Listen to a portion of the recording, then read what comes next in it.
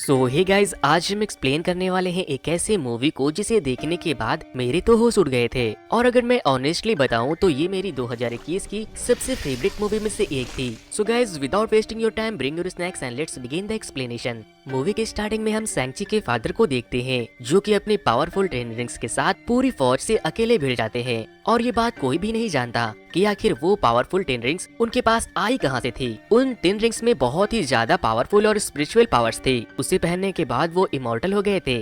उन ten rings का इस्तेमाल करके सैंची के फादर ने बहुत सी लड़ाइयाँ जीती, जिसके साथ साथ उन्होंने अपनी एक ऑर्गेनाइजेशन भी बनाई जिसका नाम उन्होंने टेन रिंग्स रखा। उन्होंने बहुत सारे किंगडम्स और गवर्नमेंट को गिरा दिया, जिसकी वजह से ये ऑर्गेनाइजेशन पूरी दुनिया में फेमस हो गए। ताकत का लालच और उन टेन रिंग्स की बदौलत वो बहुत ही बुरे इंसान बन गए। और फिर पूरी दुनिया को कंट्रोल करने के बाद सैंची के फादर को एक ऐसे गाँव के बारे में पता चला जहाँ बहुत से मिस्टिकल क्रिएचर और जिम्स पाए जाते थे। सैंची के फादर अपने पावर्स को और बढ़ाने के लिए उस विलेज में जाने का फैसला कर लेते हैं, लेकिन रास्ते में एक मैजिकल फॉरेस्ट उनका रास्ता रोकने लगता है, जिस वजह से उनकी गाड़ी एक खाई में गिर जाती है। लेकिन लकली सैंची के फादर बचकर गाड़ी से बाहर निकल जाते हैं और फिर वो अकेले ही उस जंगल की तरफ चले जाते हैं। फिर उसे एक लड़की दिखाई देती है जो सैंची के फादर का रास्ता रोकती है और उसे वापस चले जाने को कहती है, जिस वजह से उन दोनों के बीच एक जबरदस्त फाइट होती है। और वो लड़की उस दूसरी दुनिया की गार्डियन भी थी जहाँ जाना इम्पॉसिबल था। वो गार्डियन सैंची के पिता को बहुत बुरी तरह से हरा देती है, लेकिन इस फाइट के बीच वो दोनों एक दूसरे को पसंद करने लगते हैं, इसीलिए वो दोनों बहुत जल्द ही शादी कर लेते हैं। लेकिन सैंची की मॉम के गांव वाले उन्हें उन दोनों को वहां आने से रोक देते हैं, क्योंकि उसके पिता एक बहुत ही बुरे इंसान थे, जिस वजह से सैंची के पिता का उस मिस्टिकल विलेज को देखने का सपना अधूरा रह जाता है। लेकिन सैंची की माँ से शादी करने के बाद उसके पिता ने अपने सारे बुरे धंधे को बंद कर दिया था और अपने उस 10 पावरफुल रिंग्स को भी उतार दिया था, और अब वो एक आम इंसान की तरह जिंदगी जी रहे थे। और फिर सैंची पैदा होता है और इसकी एक बहन भी होती है जिसका नाम सियालिंग था। सैंग की मॉम बहुत ही साफ दिल और एक अच्छी इंसान थी और वो अपने बच्चों को अपने जैसा बनाना चाहती थी। और फिर एक दिन सैंची और उसकी बहन सियालिंग को उसकी मॉम एक लॉकेट देती है जो कि उनके गांव के जिम से बना था। फिर एक दिन जब सैंची के पिता सब्जी लेने बाहर गए थे, तब सैंची के कुछ दुश्मन उसके घर आ जाते हैं और वो सैंची की मॉम पर हमला कर देते हैं। लेकिन सैंची की मॉम कुछ नहीं कर पाती क्योंकि उन्होंने अपनी शक्तियों को त्याग दिया था। और फिर सैंची के डैड के वो दुश्मन सैंची की मॉम का कत्ल कर देते हैं। फिर जब उसके डैड घर आते हैं तो देखते हैं कि उसकी वाइफ अब मर चुकी है और वो गुस्से में पागल हो जाता है और एक बार फिर से अपने उस 10 पावरफुल रिंग्स को पहन लेता है और सैंची के साथ उन लोगों के अड्डे पर जाता है जिन लोगों ने सैंची के मॉम का कत्ल किया था। अब सैंची के डैड अपने पुराने अवतार में आ जाते हैं और उन लोगों को जान से मार देते हैं, लेकिन उनका बॉस उनके हाथ नहीं आता। और तब सैंची के पिता उसे कहते हैं खून के बदले खून चाहिए, जिसके बाद से सैंची के डैड उसे बहुत ही जबरदस्त ट्रेनिंग देते हैं ताकि वो एक बहुत ही पावरफुल वॉरियर बन सके। उसकी बहन सियालिंग अपने भाइयों और बाकी के सोल्जर्स को ट्रेनिंग करते हुए देखती है और उन्हें देखकर सीखती भी है, क्योंकि उसके डैड ने उसे ट्रेनिंग लेने से मना कर दिया था क्योंकि वो उसे उसकी वाइफ की याद दिलाती थी और वो एक लड़की भी थी। सैंची बड़ा हो रहा था और फिर एक दिन उसके डैड को उसकी वाइफ के कातिल का पता चल जाता है। वो सैंची से कहते हैं कि बेटा, ये तुम्हारा पहला मिशन है और वो दुश्मन कोई और नहीं बल्कि तुम्हारे माँ का कातिल है, जाओ और उसे खत्म कर दो। फिर हमें 10 साल के बाद का सीन दिखाया जाता है जहाँ हम दो दोस्तों को देखते हैं जो एक होटल में कार पार्किंग का काम करते हैं, जिनमें एक का नाम सॉन और दूसरे का नाम केटी था। केटी अक्सर कस्टमर के कार को पार्किंग के बहाने ड्राइव करने के लिए लेकर निकल जाती थी, लेकिन सॉन को बहुत डर लगता था कि कहीं ये कार का एक्सीडेंट न करवा दे, क्योंकि केटी एक सुपर फास्ट ड्राइवर थी। फिर जब शाम को सॉन अपने घर जाता है तो उसे एक पोस्ट कार्ड मिलता है जिस पर एक एड्रेस और पीछे एक ड्रैगन बना होता है। और जब सुबह होते ही केटी और सॉन अपने काम पर निकल जाते हैं, तभी कुछ लोग बस में सॉन से उसकी लॉकेट को छीनने की कोशिश करते हैं। पहले तो सॉन उसे समझाता है, लेकिन जब वो लोग नहीं मानते तो यहाँ पर एक बहुत ही जबरदस्त और स्टैंडिंग फैट सीन हमें देखने को मिलती है। सॉन सबको पीट रहा होता है और उस बस में मौजूद एक ब्लॉगर उसके फाइट को लाइव रिकॉर्ड कर रहा होता है। दोस्तों, वैसे अगर अब तक आप लोगों ने मेरे YouTube चैनल को सब्सक्राइब नहीं किया है तो इस वीडियो को लाइक करके मेरे चैनल को अभी तुरंत सब्सक्राइब कर ले, क्योंकि वीडियो को लाइक और चैनल को सब्सक्राइब करने में उतना वक्त नहीं लगता जितना वक्त मुझे आप लोगों के लिए इस तरह की वीडियो बनाने में लग जाती है। फाइट के दौरान उस बस का ड्राइवर भी इंजर्ड होकर बेहोश हो जाता है, जिस वजह से केटी ड्राइव करने लगती है। केटी को कुछ समझ नहीं आ रहा था कि आखिर सॉन इतनी जबरदस्त फाइटिंग कैसे कर सकता है और आखिर वो लोग है कौन जिन्होंने सॉन पर हमला कर दिया है। ये सब देखकर केटी की तो होश उड़े हुए थे। और फिर वहाँ पर हम देखते हैं एक ऐसे खूंखार इंसान को जिसका एक हाथ आधा कटा हुआ है और उसमें एक ब्लेड से ओपन होने वाले मैकेनिज्म भी लगे हैं जिससे वो सॉन पर हमला कर देता है। लेकिन सॉन अपने पावर्स और केटी की ड्राइविंग स्किल से उस पूरे बस के पिछले वाले डब्बे को अलग करके उसका एक्सीडेंट करवा देता है और फिर वो लोग वहाँ से बचकर चले जाते हैं। लेकिन तभी केटी देखती है कि सॉन का लॉकेट उसके पास नहीं है, जिसके बाद सॉन सीधे अपने घर आता है और अपने सामान को पैक करने लगता है। जिसके बाद केटी पूछती है कि मुझे बताओ ये सब हो क्या रहा है, आखिर वो लोग थे कौन। जिस पर सॉन बताता है कि वो मकाऊ जा रहा है क्योंकि वो लोग उसके बाद उसकी बहन के पीछे जाएंगे और जिन लोगों ने उन पर हमला किया था उन्हें उसके डैड ने भेजा था। ये सब सुनकर केटी के तो होश उड़ गए थे क्योंकि सॉन 10 साल से उसके साथ था, लेकिन उसने उसे आज तक ये नहीं बताया था कि उसकी एक बहन भी है और एक ऐसा बाप भी है जो उसके ऊपर हमला करवा सकता है। केटी बोलती है मुझे बाकी की सारी बातें प्लेन में समझाना और वो भी जबरदस्ती सॉन के साथ मकाऊ चली जाती है। प्लेन में सॉन उसे बताता है कि मेरा नाम सॉन नहीं बल्कि मेरा नाम सैंगची है और वो अपने बारे में सारी बातें बताता है। दोस्तों यहाँ पर हमें ये भी पता चलता है कि जब सैंगची के डैड ने उसे उसके मॉम को कातिल को मारने के लिए भेजा था तब वो उसे मारने के बजाय वहाँ से भाग गया था। अब जब सॉन और किटी मकाऊ पहुँचते हैं तो वो एक एड्रेस पर जाते हैं जो उस पोस्टल कार्ड पर लिखा था। सॉन जैसे ही उस जगह पर पहुंचता है वहां एक आदमी उसे गले लगाता है और कहता है कि तुम्हें फाइट करनी होगी क्योंकि मैंने तुम्हारी बस वाली वीडियो देखी है जिस पर 2 दिन में 2 मिलियन लाइक मिल चुके हैं। वैसे दोस्तों एटलीस्ट आप मेरे इस वीडियो को 2000 लाइक तो पहुंचा ही सकते हो। फिर सॉन बोलता है मैं यहाँ कोई फाइट करने नहीं बल्कि अपनी बहन को ढूंढने आया हूँ। फिर वो शख्स सॉन से कहता है कि अगर तुम फाइट करोगे तो मैं तुम्हारी बहन को ढूंढने में तुम्हारी मदद करूंगा। अब हम यहाँ पर डॉक्टर स्ट्रेंज की मूवी से वॉन्ग को भी देखते हैं जो कि एक मॉन्स्टर से लड़ रहे होते हैं और वो उस मॉन्स्टर को अपने लूप होल्स के जरिए हरा देते हैं। अब इस सॉन की फाइट होती है जिस पर बहुत से लोग पैसा लगाते हैं और उसकी फाइट होती है उसकी बहन सियालिंग से और वो सॉन को बहुत मारती है और सॉन हार जाता है। जिसके बाद हम देखते हैं कि सॉन की दोस्त केटी ने सॉन के खिलाफ पैसे लगाए थे और वो ढेर सारे पैसे जीत जाती है। सॉन की बहन सॉन से सीधे मुंह बात नहीं करती क्योंकि सॉन उसे अकेला छोड़कर घर से भाग गया था। सॉन बोलता है वो लोग तुम्हारे पीछे आ रहे होंगे, जिस पर वो बोलती है मैं उन सब से निपट लूंगी जैसे मैंने 10 साल पहले निपट लिया था। और फिर तभी सैंगची और सियालिंग के पिता के गुंडे वहाँ आ जाते हैं और उन्हें देखते ही सियालिंग अपने दोस्तों के साथ सॉन को छोड़कर भाग जाती है और फिर सॉन और केटी बचने के लिए खिड़की को तोड़कर कंस्ट्रक्शन पैप से उतरने की कोशिश करते हैं, लेकिन वो लोग उन पर हमला कर देते हैं जिससे सॉन केटी से कहता है तुम आगे बढ़ो, मैं जब तक इन लोगों से निपटता हूँ। लेकिन वो लोग केटी पर भी हमला कर देते हैं और केटी गिरने ही वाली होती है कि तभी सियालिंग वहाँ आती है और उसे बचा लेती है। वो लोग लड़ ही रहे होते हैं और तभी उनके डैड का एक वॉरियर सियालिंग के लॉकेट को छीनकर भागता है और सैन उसके पीछे जाता है और उससे फाइट करने लगता है। वो उसे मारने ही वाला था कि तभी सॉन के डैड वहाँ आते हैं और बोलते हैं बस अब बहुत हो गया, चलो घर चले। और वो उन दोनों के साथ साथ केटी को भी अपने साथ लेकर जाते हैं।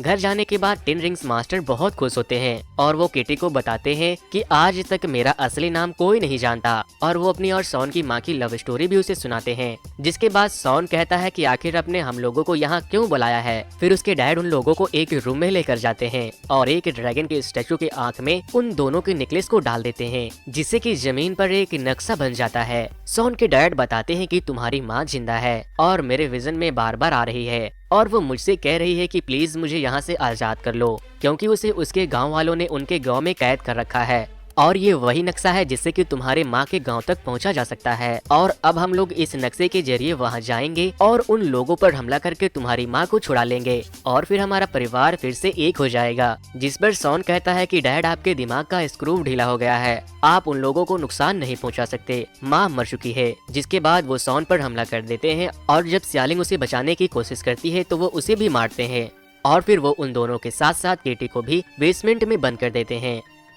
वो लोग नीचे बेसमेंट में एक आदमी से मिलते हैं जो एक एक्टर था और उनके डैड के आदमियों को इंटरटेन करने का काम करता था। सॉन और उसकी दोस्त केटी उससे बातें कर रहे थे और तभी वहाँ पर एक क्यूट सा दिखने वाला एक जानवर आता है। उसे देखकर केटी और सॉन डर जाते हैं और जब वो उस जोकर से पूछते हैं कि ये कौन है तब वो बताता है कि ये मॉरिस है और ये कह रहा है कि ये तुम्हें जानता है, ये तुम्हारी मॉम के साथ यहाँ आया था। फिर जब सॉन पूछता है कि तुम इसकी बातों को कैसे समझ सकते हो तब वो जोकर कहता है कि सालों से इसके साथ अकेले रहते रहते मैं इसकी भाषा को बोलना और समझना सीख चुका हूँ।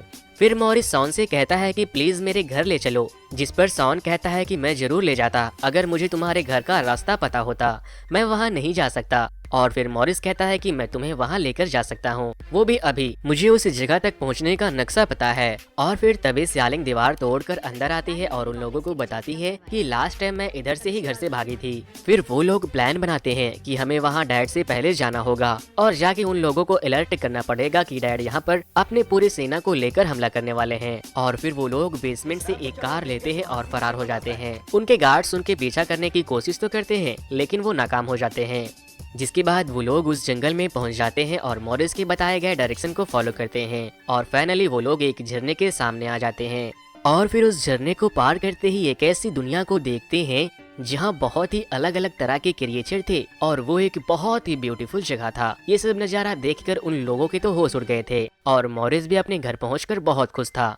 जिसके बाद वहाँ उनकी मुलाकात उनकी माँ की बहन से होती है। सॉन उन्हें बताता है कि मेरे डैड आप लोगों के ऊपर हमला करने आ रहे हैं क्योंकि उनका मानना है कि आप लोगों ने मेरे मॉम को यहाँ कैद कर रखा है। फिर उनकी माँ की बहन उसे बताती है कि मेरी बहन एक बहुत ही नेक दिल और अच्छे इंसान थी, लेकिन तुम्हारे डैड से प्यार करने के बाद उसने अपना सब कुछ त्याग दिया था, लेकिन तुम्हारे डैड की वजह से मेरी बहन की जान चली गई।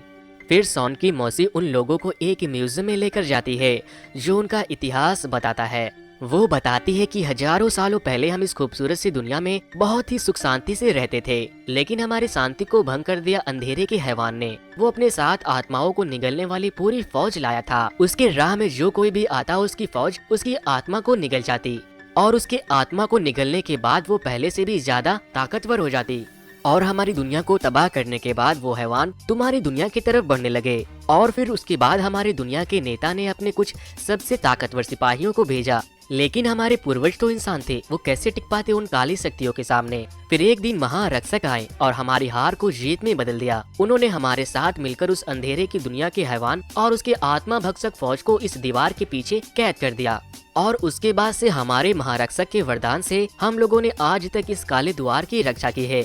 अब वो ये भी बताती है कि उस काले दीवार के पीछे जो शक्तियाँ हैं वो इससे पहले भी कई बार कई ताकतवर लोगों को यहाँ खींच लाई थी ताकि वो उसे उस दरवाजे से आजाद कर सके। फिर हम देखते हैं कि वो लोग जंग की तैयारी करने लगते हैं और सॉन की मौसी उसे और उसकी बहन को एक ड्रेस भी देते हैं जो उसकी माँ ने बहुत पहले उन्हें दिया था, क्योंकि उसकी माँ जानती थी कि एक दिन उनके बच्चे उनके गाँव तक जरूर पहुँच जाएंगे। वो लोग केटी को भी तीर चलाने के लिए सिखाते हैं और सॉन अपने मौसी से वो टेक्निक सीखता है जिससे कि उसकी माँ ने उसके डैड को हराया था। और स्यालिंग भी ट्रेनिंग शुरू कर देती है ताकि वो लोग अपने पिता से लड़कर उस द्वार को टूटने से बचा सके। अगले दिन सॉन के डैड की सेना वहाँ पहुँच जाती है। सॉन उनसे कहता है कि मॉम मर चुकी है डैड, यहाँ से चले जाए, यहाँ कुछ नहीं है। वो उनके बातों को नहीं मानते और उन पर हमला कर देते हैं। वो लोग आपस में लड़ रहे होते हैं और सॉन के डैड उस दरवाजे की तरफ बढ़ रहे थे और फिर सॉन वहाँ जाता है और उसकी लड़ाई उसके डैड से होती है। सॉन अपनी मौसी के सिखाए गए टेक्निक से अपने डैड पर भारी पड़ रहा था, लेकिन तभी उसके डैड अपने रिंग्स के पावर का पूरा इस्तेमाल करते हैं और सॉन को एक जोरदार पंच मारते हैं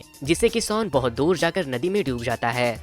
और सॉन के डैड उस दरवाजे तक पहुंच जाते हैं और उस दरवाजे पर जोर जोर से पंच करना शुरू कर देते हैं और तभी द्वार में हलचल होती है और उसमें से एक चाइल्ड मॉन्स्टर निकलता है और फिर एक एक करके बहुत से डीमन मॉन्स्टर निकलने लगते हैं, जिन्हें देखकर स्यालिंग अपने डैड के आदमियों से कहती है हमें आपस में लड़ना बंद करके उन हैवान से लड़ना होगा वरना हम सब मारे जाएंगे। लेकिन वो लोग मानने से इनकार कर देते हैं। फिर जब एक डीमन उनके एक वॉरियर की आत्मा को निगल लेता है और उस पर भी हमला कर देता है तो वो उसे मारने की बहुत कोशिश करता है, लेकिन वो नहीं मरते क्योंकि वो बस एक खास तरह के हथियार से ही मरते हैं जो कि सिर्फ वहाँ के लोगों के पास था। फिर स्यालिंग उस हैवान को मार देती है और फिर वो बोलता है कि हाँ हम साथ मिलकर लड़ेंगे। वो छोटा डीमन आत्माओं को चुराकर हैवान के देवता को खिलाने के लिए लेकर चला जाता है, क्योंकि वो बहुत सालों से भूखा था और आत्माओं को निगलने के बाद उसकी ताकत बढ़ जाती थी। और तभी सॉन की जान एक ड्रैगन बचाता है और वो पानी से बाहर निकलकर उन डीमन को खाना शुरू कर देता है। फिर सॉन अपने पिता के पास जाता है और बोलता है वहाँ कोई नहीं है डैड, जिसके बाद उसके डैड बोलते हैं कि हट जाओ मेरे रास्ते से और फिर उन दोनों के बीच एक लड़ाई होती है।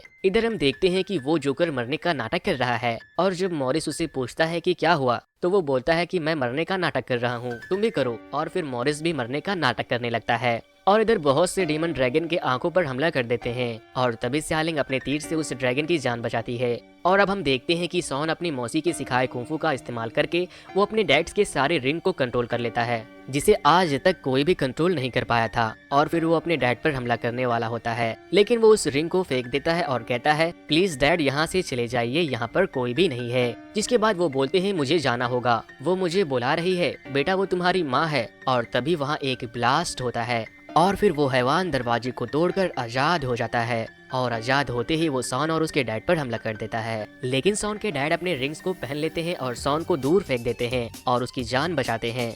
और जब वो हैवान सॉन के डैड के आत्मा को निगल रहा होता है तो उसके डैड अपने रिंग्स को सॉन के हाथों में डाल देते हैं और फिर सॉन के ऊपर वो ड्रैगन हमला करने ही वाला होता है कि तभी स्यालिंग वहाँ उस ड्रैगन के साथ उस मॉन्स्टर पर अटैक कर देती है और वो वहाँ से भाग जाता है और सॉन उस दरवाजे को बंद कर देता है, जिससे कि और भी बाकी के मॉन्स्टर बाहर ना निकल सके। फिर वो दोनों ड्रैगन के ऊपर चढ़कर उसका मुकाबला करते हैं। वो डेविल मॉन्स्टर कमजोर पड़ ही रहा था और तभी उसके चाइल्ड मॉन्स्टर उसे आत्मा खिलाने लगते हैं, जिससे कि वो ताकतवर होता चला जाता है। फिर वो मास्टर जिसने केटी को ट्रेनिंग दी थी वो बोलते हैं उसके गले पर वार करो, नहीं तो अगर उसने ड्रैगन की आत्मा को निगल लिया तब वो और भी शक्तिशाली हो जाएगा और फिर कोई भी जिंदा बच नहीं पाएगा। और वो उसके ऊपर खुद वार करने ही वाले होते हैं कि पीछे से एक चाइल्ड डेविल मॉन्स्टर आता है और उसे उठाकर उसकी आत्मा को निगल लेता है। इधर वो बिग मॉन्स्टर स्यालिंग को पकड़कर खींच रहा होता है और वो उसे निगलने ही वाला होता है।